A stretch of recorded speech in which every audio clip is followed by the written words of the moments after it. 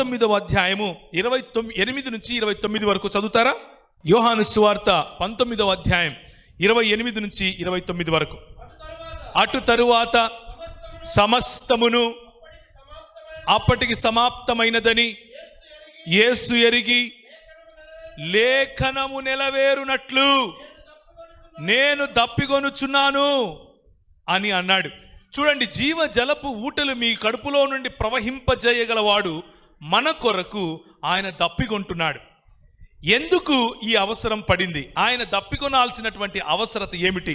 మన పాపముల భారము, మన అపరాధముల భారము మనకు సంచకరువుగా ఇవ్వబడటానికి సిద్ధపడి ఉన్నటువంటి, ఆయన వెళితే కానీ వచ్చి సంపూర్ణ సత్యములోనికి నడిపించినటువంటి పరిశుద్ధాత్ముని యొక్క జీవజల నదుల ఊటలు మన హృదయంలో ప్రవహింపచేయటానికి ప్రభు అయిన యేసుక్రీస్తు నా దేవా నీవేళ నా చేయి విడిచితివి అన్నటువంటి ప్రార్థన చేయటం మనం చూస్తాం. ఇంకొక మాట, యెషయా గ్రంథం 44వ అధ్యాయం 3వ వచనం. యెషయా గ్రంథం 44వ అధ్యాయం 3వ వచనం. నేను దప్పికొనిన వాని మీద నీళ్లను, ఎండిన భూమి మీద ప్రవాహ జలములను కుమ్మరించెదను. నీ సంతతి మీద నా ఆత్మను కుమ్మరించెదను. నీకు పుట్టిన వారిని నేను ఆశీర్వదించెదను. జీవ జలముల ఊటలు ప్రవహింప చేయటం అనంటే ఆ రోజు యోవేలు గ్రంథంలో ప్రవచించినట్లుగా పరిశుద్ధాత్ముని యొక్క కృమ్మరింపు, ఆయన ఆత్మ మన మీద కృమ్మరింపబడినప్పుడు, సంచికరువుగా ఇవ్వబడినప్పుడు, సర్వ సత్యములోనికి నడిపించటానికి ఆయన వచ్చినప్పుడు, మనలో నిత్యము ఉండటానికి వచ్చినప్పుడు, ఆ జీవ జలముల ఊటలు ప్రవహింప చేయటానికి అవసరమైన వనరులు మనకు ఇచ్చినట్లుగా, నీటి కాలువల యొద్ద నాటబడిన నారంజి చెట్టు వలె చెట్లు గడ్డిలో ఎదుగునట్లు వారు ఎదుగుదురు అన్నమాట మనకు కనిపిస్తూ ఉంది. ఆత్మీయమైనటువంటి పరిపక్వత, ఆత్మీయమైనటువంటి మెచ్యూరిటీ గురించి మాట్లాడుతూ పరిశుద్ధాత్ముని యొక్క డిసెంట్, పరిశుద్ధాత్ముని యొక్క కృమ్మరింపు ఆత్మీయ ఎదుగుదలకు, ఆత్మీయ పరిపక్వతకు, జీవజల ఊటలు మన కడుపులో నుంచి ప్రవహింప చేయటానికి అవసరమైనటువంటి మొట్టమొదటి వనరుగా ఆయన మనకు చెప్తున్నాడు. యెషయా గ్రంథం 49వ అధ్యాయం 10వ వచనం. వారు యందు కరుణించువాడు వారిని తోడుకొని పోవచ్చు, నీటి బుగ్గల యొద్ద వారిని నడిపించును కాబట్టి వారికి ఆకలి అయినను దప్పి అయినను కలుగదు, ఎండమావులైనను ఎండ అయినను వారికి తగులదు. యెషయా గ్రంథం 12వ అధ్యాయం 3వ వచనం. కావున మీరు ఆనందపడి రక్షణధారములైన బావులలో నుండి నీళ్లు చేదుకొందురు. ఆ దినమున మీరు ఇలాగందురు, యెహోవాను స్తుతించుడి, ఆయన నామమును ప్రకటించుడి, జనములలో ఆయన క్రియలను ప్రచురము చేయుడి, ఆయన నామము ఘనమైనది అని జ్ఞాపకము తెచ్చుకొనుడి. ఆల్ ఆఫ్ దిస్, ఇదంతా కూడా ఎందుకు జరుగుతోంది అని అంటే, మన జీవితముల ద్వారా యెహోవా యొక్క ప్రభుత్వాన్ని చాటాలి. యెహోవా దేవుని యొక్క ప్రభుత్వాన్ని ప్రజల మధ్యకు తీసుకుని వెళ్ళాలి. యెహోవా దేవుని యొక్క రాజ్యాధికారమును ప్రజల యొద్దకు తీసుకుని వెళ్ళాలి.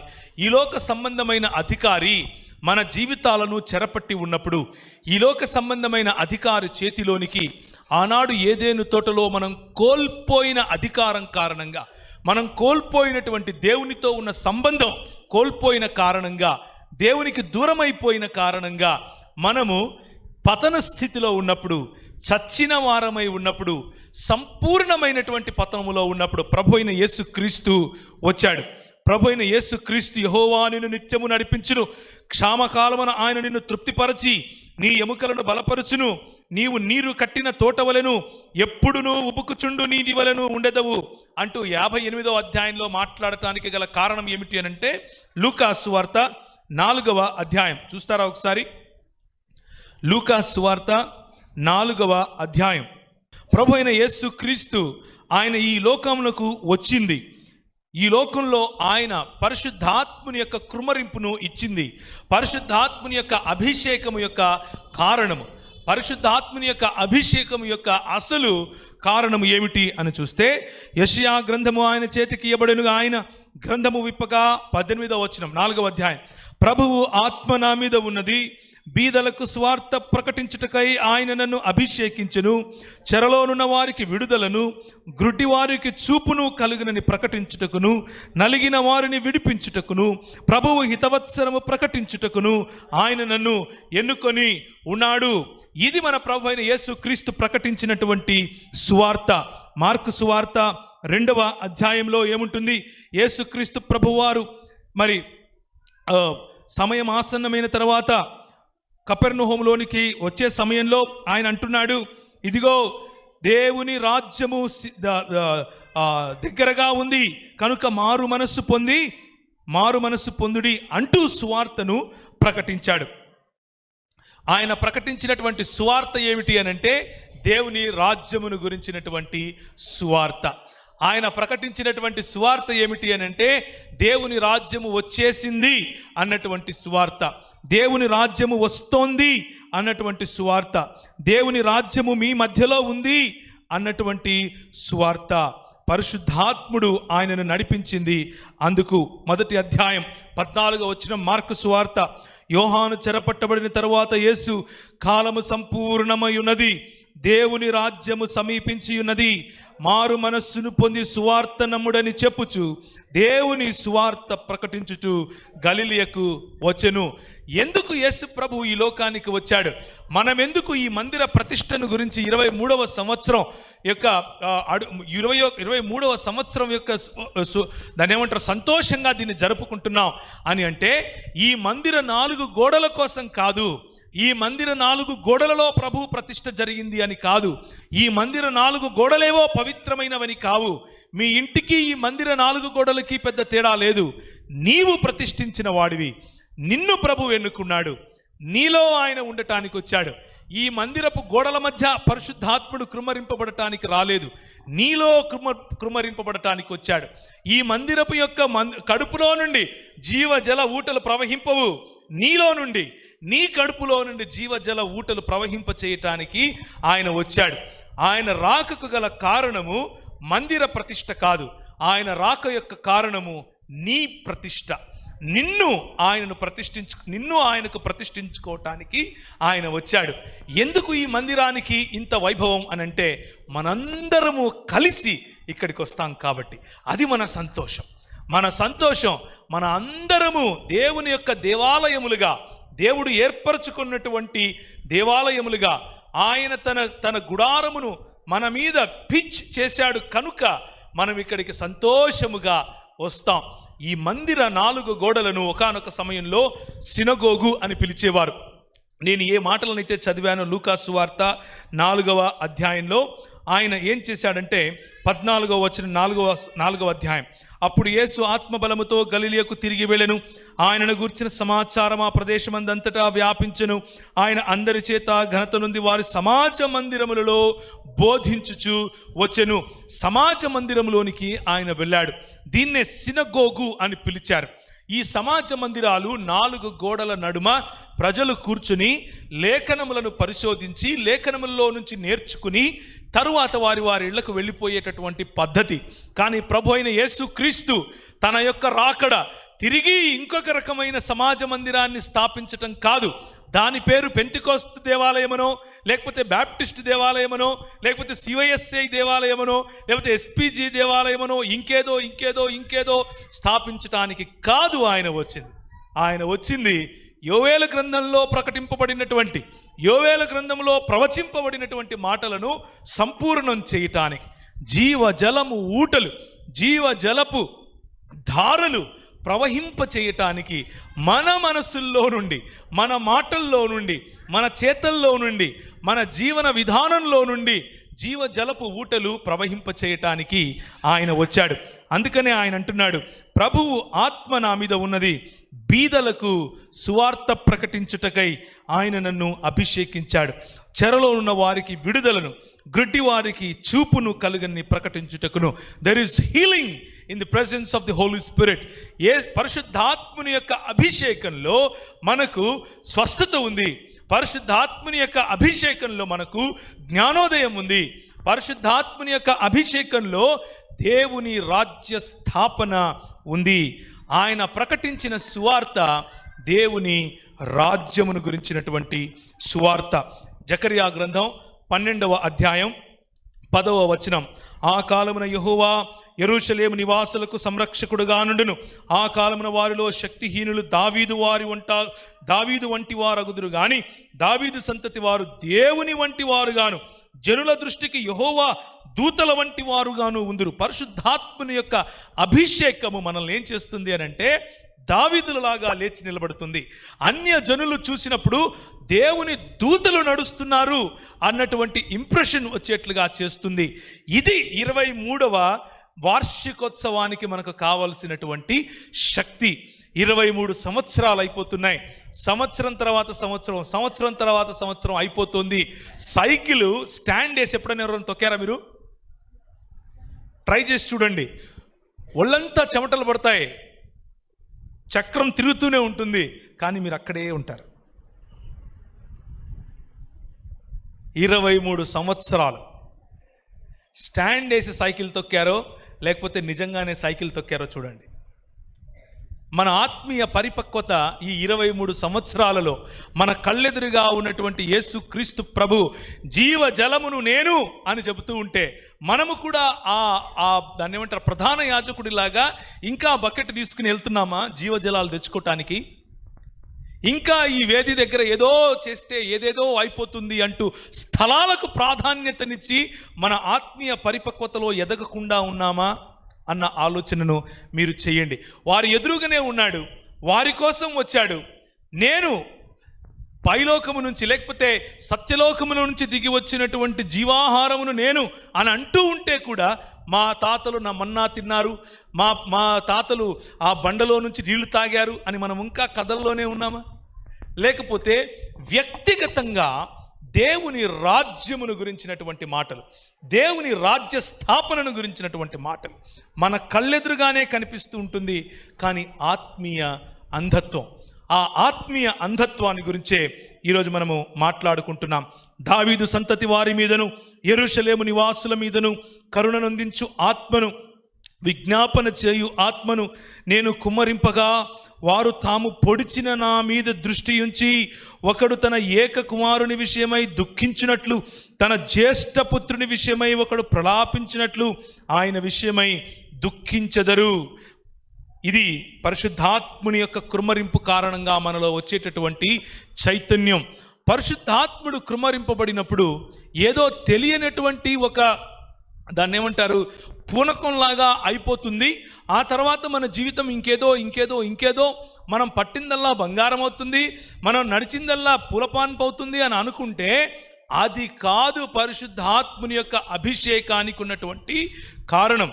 పరిశుద్ధాత్ముని యొక్క అభిషేకానికి ఉన్నటువంటి కారణం ఏమిటి అని అంటే 23 సంవత్సరాలు పరిశుద్ధాత్ముడు మనల్ని ఎందుకు నడిపిస్తున్నాడు అనంటే 23 సంవత్సరాలు ఆయన పరిపక్వతలోనికి మనల్ని ఎందుకు తీసుకెళ్తున్నాడు అనంటే దేవుని ఆత్మ నా మీద ఉన్నది, బీదలకు సువార్త ప్రకటించుటకై ఆయన నన్ను అభిషేకించాడు, చెరలోనున్న వారిని విడుదలకు, గ్రుడ్డివారి చూపు కోసం ప్రకటించటానికి, నలిగిన వారిని విడిపించటానికి ఆయన నన్ను అభిషేకించి ఉన్నాడు. ఇది క్రైస్తవ సంఘము చరిత్రాత్మకంగా చేసినటువంటి సేవ. ప్రియులారా, ఈ విషయాన్ని గుర్తుంచుకోవాలి.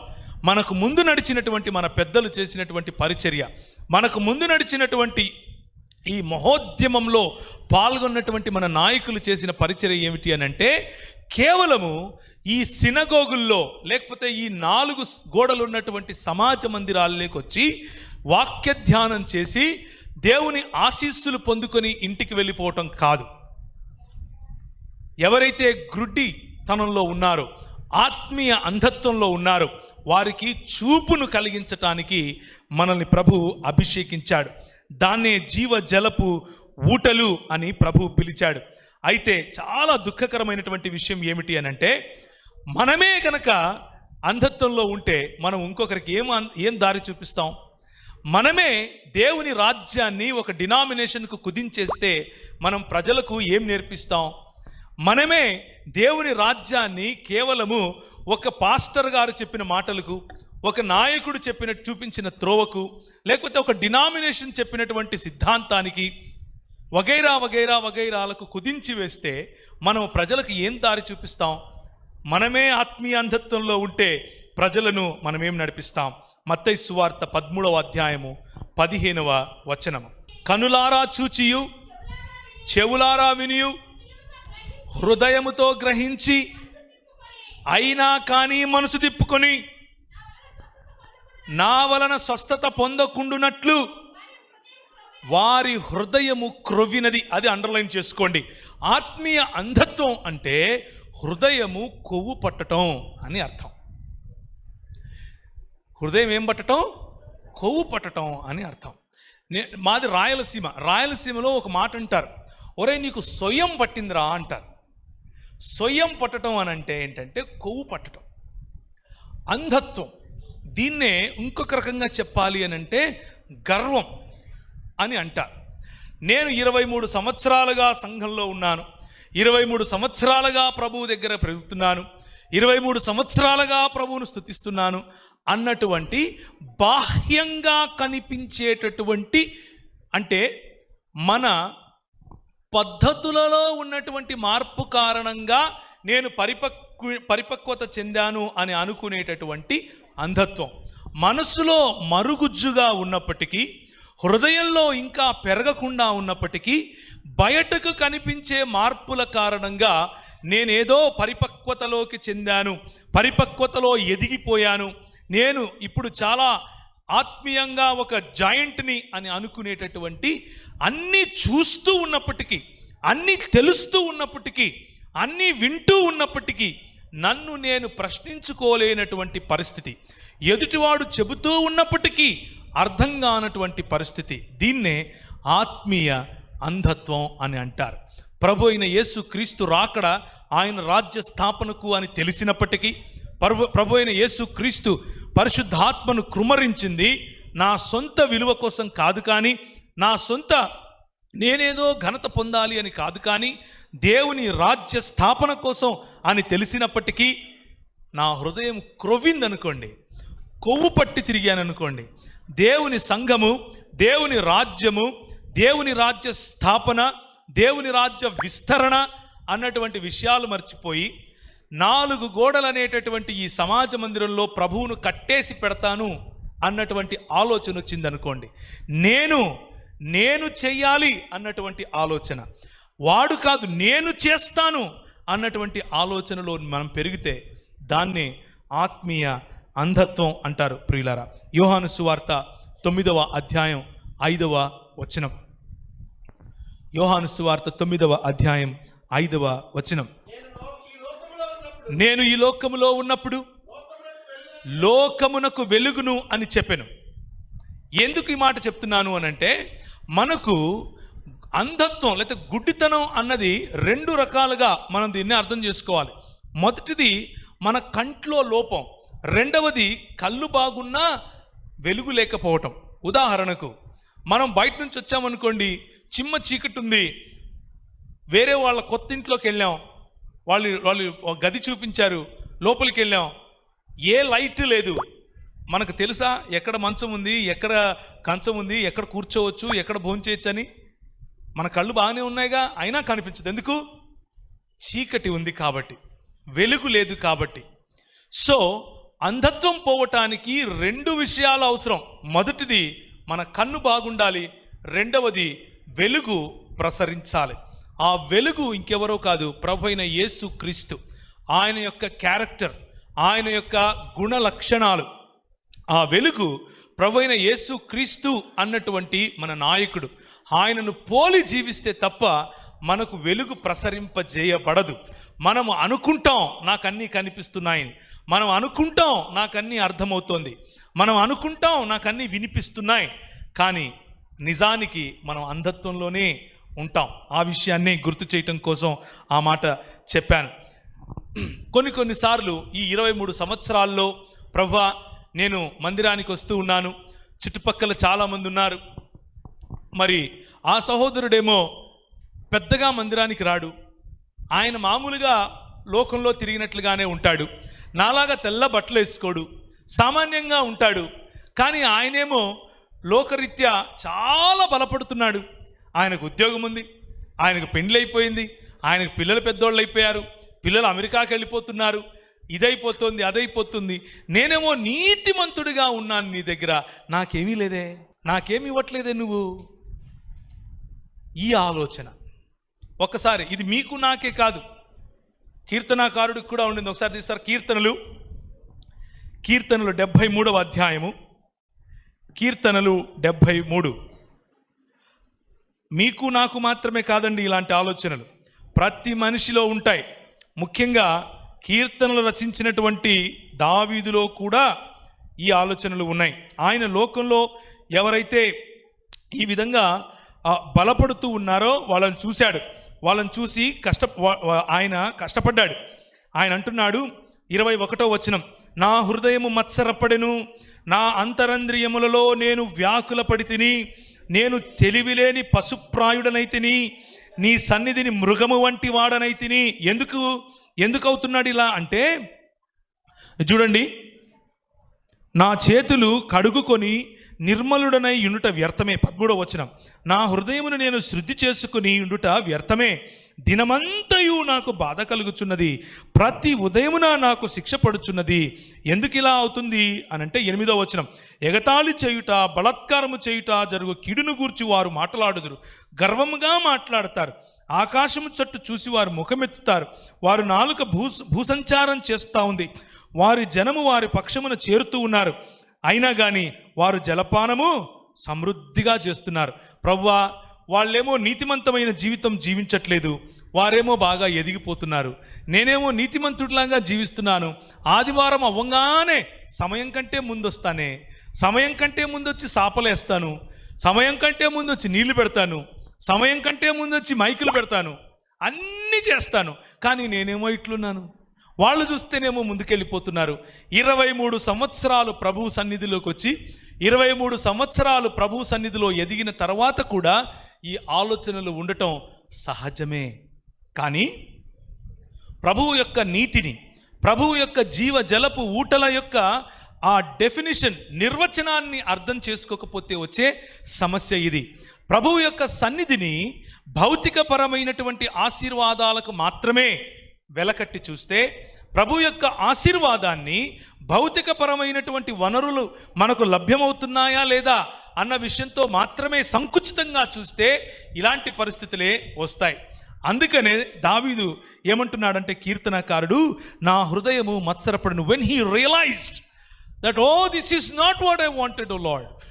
వాళ్ళు ఈరోజు పరిపక్వతలోనికి వెళ్తున్నారు అనుకుంటున్నారు, కానీ నిజానికి ఆత్మీయ సంకుచితంలో ఉన్నారు, ఆత్మీయంగా కృషించిపోతున్నారు, ఆత్మీయంగా నీకు దూరంగా ఉన్నారు అన్న విషయం అర్థం చేసుకున్న వెంటనే ఆయన అంటున్నాడు, నా హృదయము మత్సరపడెను, నా అంతరంద్రియములలో నేను వ్యాకుల పడి తిని, నేను తెలివిలేని పశుప్రాయుడనైతిని, నీ సన్నిధిని మృగము వంటి వాడనైతిని, అయినను నేను ఎల్లప్పుడూ నీ యొద్ద ఉన్నాను. This is our blessing my brothers, my sisters. ఇది మనకున్నటువంటి ఆశీర్వాదం, ఎల్లప్పుడూ ఆయన సన్నిధిని ఉండటం. ఎదుటివాడు మరి ₹1,00,000 రోజుకు సంపాదించవచ్చు, ఎదుటివాడు ₹1,00,00,000 సంవత్సరానికి సంపాదించవచ్చు, కానీ నీకిచ్చినటువంటి ఘనత ఏమిటి అని అంటే 23 సంవత్సరాలు ఒకసారి వెనక్కి తిరిగి చూసుకో, ఏ క్షణమైనా